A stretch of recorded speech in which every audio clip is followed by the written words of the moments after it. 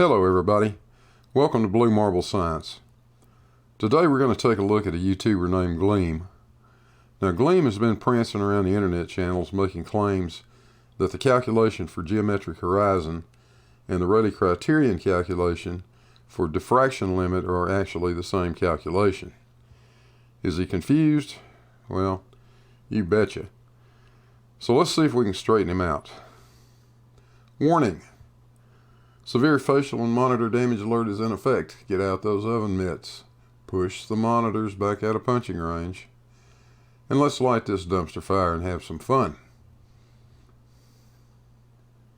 Now the Rayleigh Criterion is a method used to determine the minimum angular resolution for an aperture like the human eye or a camera lens. A constant of 1.22 appears in the Rayleigh Criterion for circular apertures. Purely by coincidence, the approximation formula for the distance to the horizon contains a similar constant, but only if you work in imperial units. Are these functions related? Well, Gleem claims they are. Let's listen to him. Lewis, shut up. No. That's a valid point. No, Aaron, it's a valid point. Exactly what he said there. I do not know, because it was about 11 when it started, wasn't it? 11 kilometers. Yeah. So no, you're right. You're right. There was obviously a little bit because there's a wave there. But anyway, can everyone see my screen on how to calculate the distance to the horizon? Yeah. Can you see that? Yep. So this is your standard WikiHow. This is absolutely nothing to do with flat Earth. However, you've got three methods listed here, similar to how Bob said yesterday with the Alberoni and all them lot. Either way, this is just three randomly picked off, and I'm sure you'll agree with the actual calculations as I just flick through. But a very interesting one is this is second method. The third method is the very interesting one, an alternative geometrical calculation. Assume a flat plane or an ocean. Okay, and it is literally the one that I presented day before yesterday. Jose, you remember this formula? Yeah. Yep.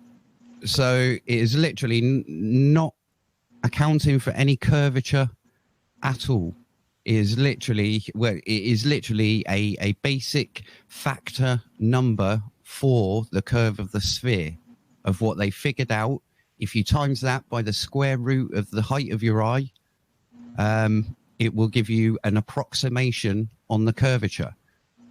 What we've got here is failure to communicate. What we actually have, Gleem, is a failure on your part to provide the rest of the citation. You went to method 3 and simply showed the formula. If you had scrolled down one more panel, you would have seen the derivation of that formula, and you would have seen that it is based on an Earth with a radius of 3,959 miles. Now you just claimed that the radius of the Earth isn't being considered when in fact it is. It's in your very citation and you're trying to hide it. That seems to be a bit dishonest to me. So I'll tell you what, let's take a look at this in a little more detail. Now keep in mind that this is your citation. It's based simply on the Pythagorean theorem. You can see that below.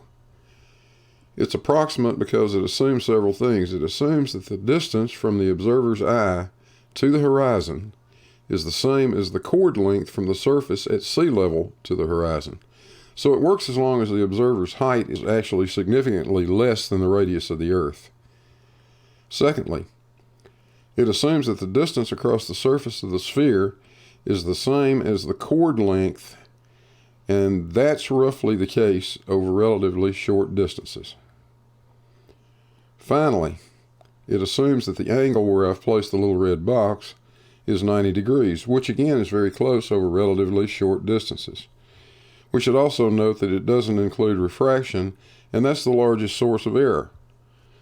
Now by solving the formula shown below, you end up with the distance to the horizon being a constant multiplied times the square root of the observation height. For imperial units, where the distance is in miles and the observer's height is in feet, the constant is 1.22459. That's not the same as the Rayleigh Criterion now, is it? Actually, it's fairly close, but it's not exact. However, when we go to metric units, the constant becomes 3.56959, and that's nowhere near the Rayleigh Criterion.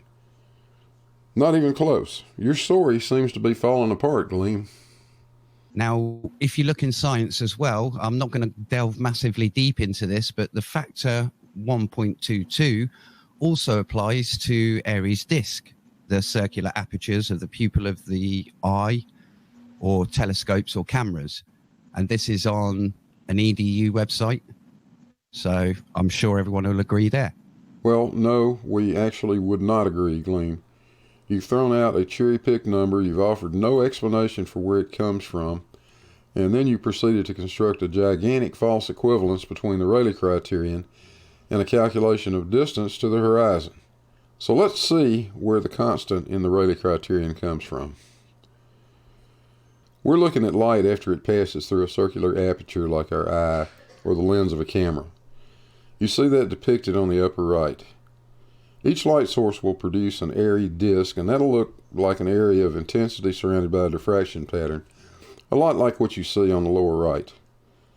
The Rayleigh Criterion simply tells us the minimum angle between two light sources that will still allow our eyes or the camera to resolve those lights as two separate sources. The image we see will become diffraction limited when the first minimum of one source, as you see here, aligns with the maximum of a second source, like that. We see that again in the images on the lower right. This one is fully resolvable.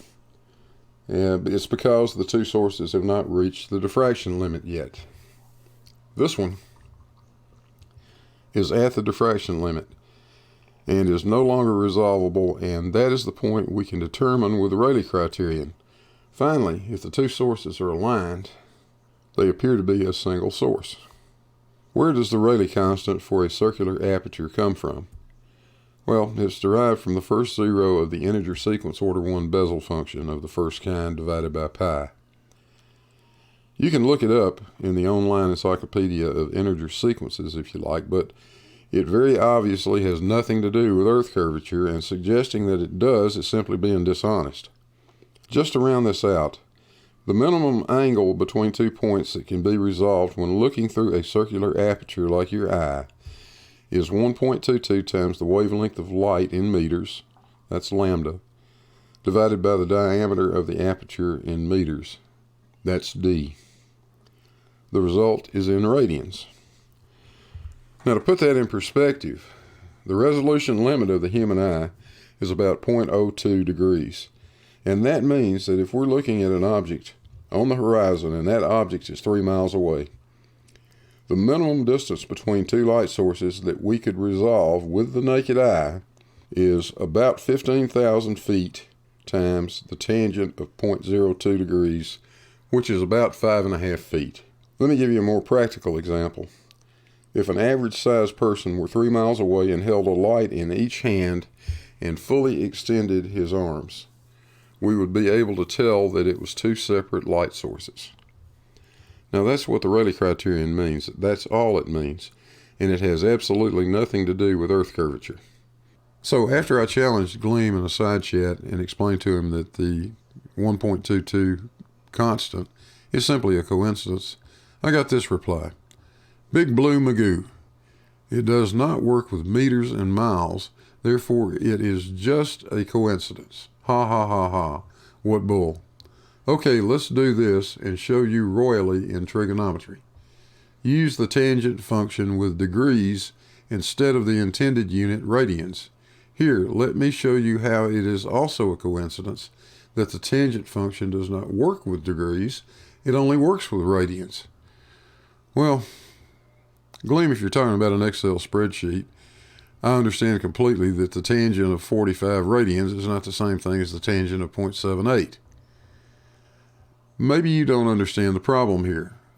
Most of us would agree that the tangent of 0.78 radians is not the same as the tangent of 45 radians. That's not even close to what we're talking about. Here's your problem, Gleem. You think you understand math and you don't. You think you understand the curve calculator and trigonometry, and you certainly don't. You think you understand the Rayleigh Criterion, and you are absolutely clueless. Here's another coincidence for you. Being an electrical guy, I'll do it this way. For a resistive load and a sinusoidal voltage source, the following is true. The RMS value of the voltage and the current waveform is 0.707 times the peak of the waveform. The average value of the voltage and current waveform is 0.637 times the peak of the waveform.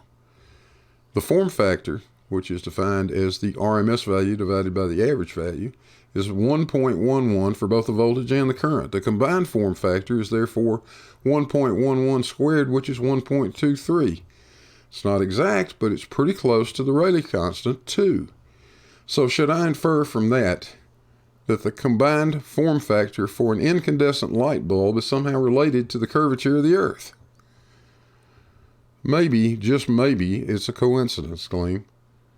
One thing's for sure, you, sir, are a knobhead. Thanks for watching. I hope you guys enjoyed it. If you did, how about hitting that like and subscribe button down there? And there's a link to the Patreon account. You'll find that up in the description. I guess we'll see you guys on the next one. Hey, Gladys. We're out of here. May I have your attention, please? The Earth is a sphere. That is all.